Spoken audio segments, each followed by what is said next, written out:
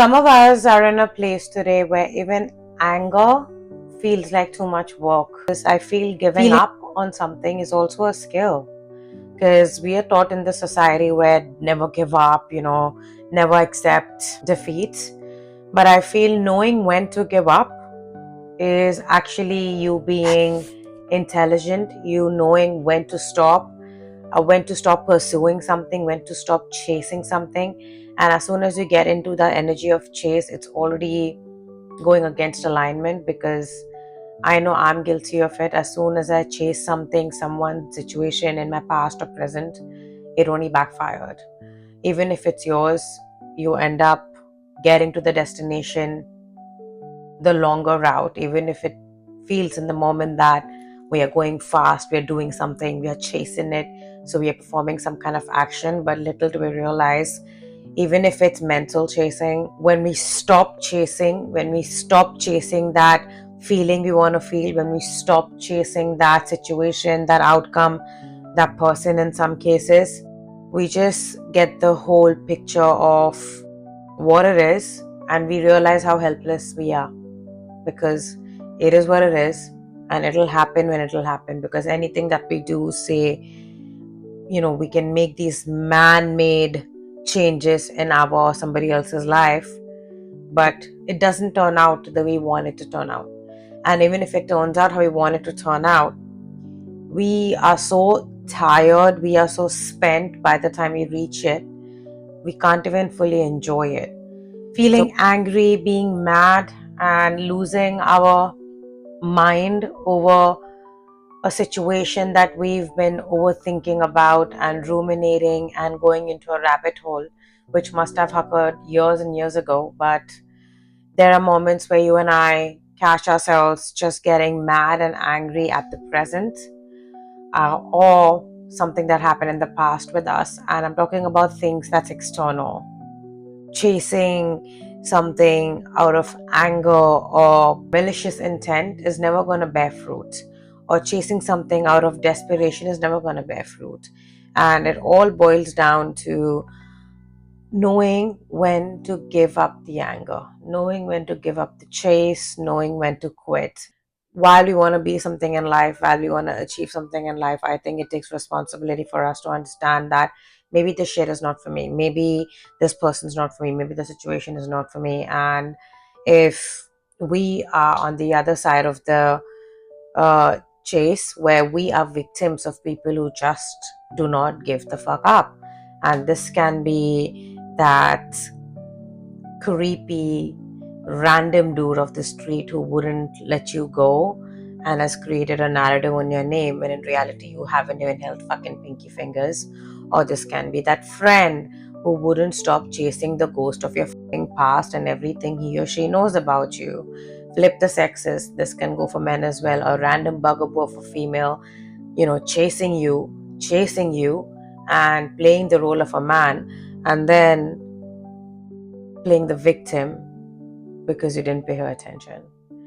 Even in friendship, this dude, this girl is chasing the ghost of our past, where we don't exist. And all they have to be relevant is our past. And these situations get us angry. This random Tom, Dick, Harry is giving us the side eye, because they're judging us in the first glance and they have this preconceived notion about us. All these things get us angry, because I think anger is such a feeling that we can't control, because when anger is unjustified in our head, and in most cases it is unjustified because we don't bother anybody and we're getting attacked even still, which is pissing off. And when you're in that heated moment where you know that you have not fucked up, like you are not guilty, but you're getting the rare end of the stick, that's angering. And blatantly, if you're just angry at somebody on the outside, that feeling doesn't exist anymore when you reach a certain level in your life. Things that used to make you angry, the people that used to make you angry, the situations that used to make you angry, and the losses that you had to bear because of somebody else's jealousy, insecurity, went to a level of anger, and they caused us harm. And if we had to pay for it by blood, sweat, tears, joy, money, health, blessings, it was never your blessing if the blessing left with that moment, that situation, that person. So just know that they were there for some time. That blessing, that situation was in your life for whatever time because it had to teach you something. And I see it that way. And now I feel like, people should know when to give the fuck up. Like your haters should know when to stop hating. Your crazy lovers should know when to stop chasing. Nosy friends, ex-frenemies, or whatever should know when to stop running their fucking mouths. People should just know when to stop, and you should know when to stop paying something mind. You should know how much of your energy you have spent on something, someone, and when to stop indulging in that feeling, when to stop indulging in that situation, when to stop investing in that energy as a human or as an object or as a passion or whatever it may be. And that's very personal to you. It can be outside of you, it can be inside of you, and that can only happen when you teach your own self when to stop. And for me, every time I've stopped feeling angry, because the most difficult feeling for me to shake off of me is the feeling of guilt if I have wronged or if I've done something bad for my own self, and the feeling of anger. Um, these two, I catch myself, constantly allowing myself to feel angry, and I felt like you're not fully healed and something fully bothers you. But there also comes a moment in time where the same situation, the same things that you hear, that you watch, nothing triggers you. It doesn't anger you like it used to. And this can be a person, this can be a situation, this can be anything. It doesn't bother you at all. To a point where I'm in a place where I'm not in that situation or in that place where I resonate with those kind of sayings where I purposely keep my haters in block so they can watch me what I do. Or, feel this kind of satisfaction when I hear somebody on the net or, saying like, your ex friends are talking about you, your ex is coming back to you and all that bullshit. Or just, just hearing that I'm in people's mouth or whatever it is. I'm at a place where, and I'm sure you're at a place where you don't want people to talk about you, think about you. Just think of me like I'm a ghost. Think of me like I'm dead and gone. Like, even if you see me down the street, if they see you down the street, just don't acknowledge. Just don't make your presence known, because we're in a place where we don't want you to know of us, and we never wanted to know about you. And it's come to a place where we don't want people to kind of check in on us or still be about us. You know what I mean? Because I know in the situation, everybody wants to, I'll show this bitch what the fuck I'm doing. I'll show this dude what am I doing now. Yeah, we want our haters, or some people want their haters to see how good they're doing in life and shit like that. But I just feel like, and call me superstitious, I don't want that bad juju on me if I'm successful. And my success, my failures, none of their fucking concern.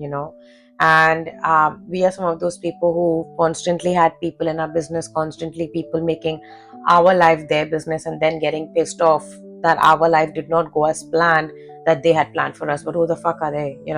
So you and I are in a place where we don't want people to know about us. We just want everybody from our past, even if they hurt us, abused us, ran hate campaigns, rumors, humiliation rituals, whatever they must have done. We didn't do nothing about that. We still won't do anything about it, and we don't want to do anything about it. All we want is these people to just forget about us like we've forgotten about them. Like, think of us as ghosts. Some of us are not in that place where we are still chasing that high of wanting people to see us, notice us, especially our haters. And like, who the fuck cares? Like, at this point, like, I think you and I are in a place where just mind your fucking business. We've always been like that, and now there's not even an ounce of anger behind that. There's not even an ounce of ego behind that. And if we were to, hopefully we never see these people again in our entire fucking life.